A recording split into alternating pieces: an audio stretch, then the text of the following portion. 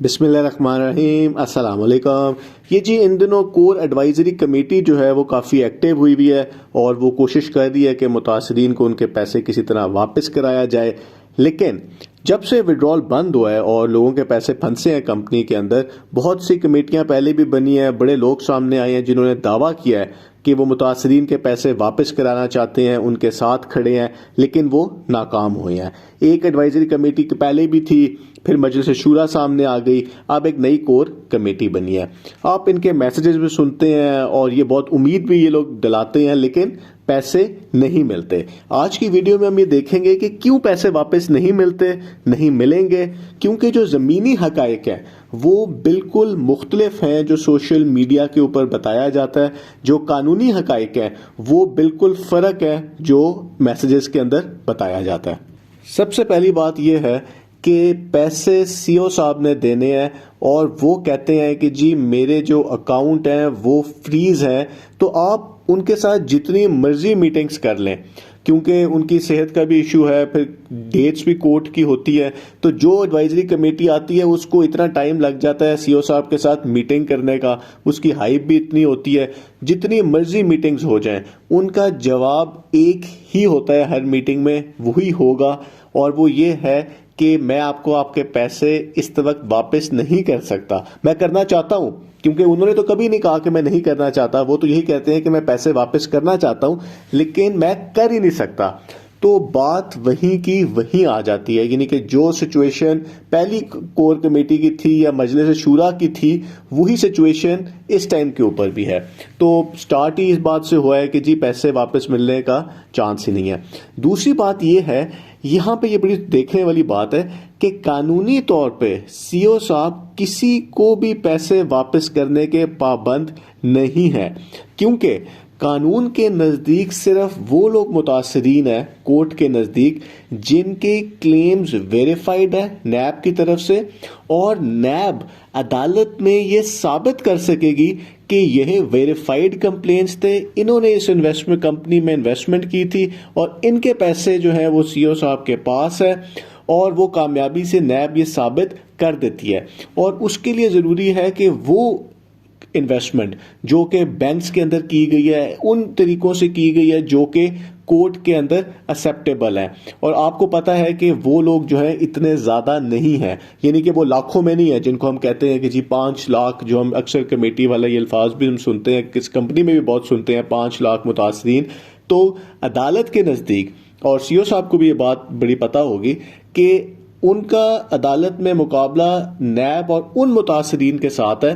जो कि कोर्ट में गए हैं। तो जो कोर्ट में नहीं गए उनको तो अदालत जानती भी नहीं है, ना उनको पता है कि इस शख्स ने इस कंपनी के अंदर इन्वेस्टमेंट की थी। तो सीओ साहब क्यों अपने पैसे, या लेट्स से हम क्या मान लेते हैं कि जो उनके पास कहीं पैसे हैं जो उन्होंने छुपाए हुए हैं, हम मान लेते हैं, हमें नहीं पता कैसा है, तो वो क्यों अपने पैसे किसी ऐसे शख्स को दे दें जिसका उनके साथ कोर्ट में कोई लेना देना ही नहीं है। तो ये बड़ा एक इंपॉर्टेंट पॉइंट है जो कि इन्वेस्टर्स को पता होना चाहिए कि जब हम कहते हैं कि जी 5 लाख खानदान या मैं सबको पैसे वापस करना चाहता हूं, तो कोर्ट कानून के मुताबिक वो किन को पैसे वापस करने के पाबंद हो सकते हैं, वो भी सिर्फ उस वक्त अगर वो केस हारेंगे। अब कमेटीज ये क्या कहती हैं, ये नहीं, और भी जितनी भी कमेटियां बनी हैं वो कहती हैं कि जी मुतासरीन को एकोमोडेट करें, इस तरह करें कि उनका कोई खर्चा ना हो। अब सवाल यहाँ पे ये आता है कि किस तरह एकोमोडेट करें। 5 साल तक तो SCCP की ने उन पे पाबंदी लगा दी है कि जी वो कोई नया कारोबार नहीं कर सकते, क्योंकि उनके जो इस टाइम पे कोर्ट का केस चल रहा है, फिर बैंक अकाउंट्स है, फिर वो बैंक से लोन भी नहीं ले सकते। लेट्स से वो किसी से कहते हैं कि जी आप मुझे लोन दे दें और मैं आपको आपके पैसे वापस कर दूंगा, तो वो शख्स उनको ये कहेगा कि जी आप अगर केस हार गए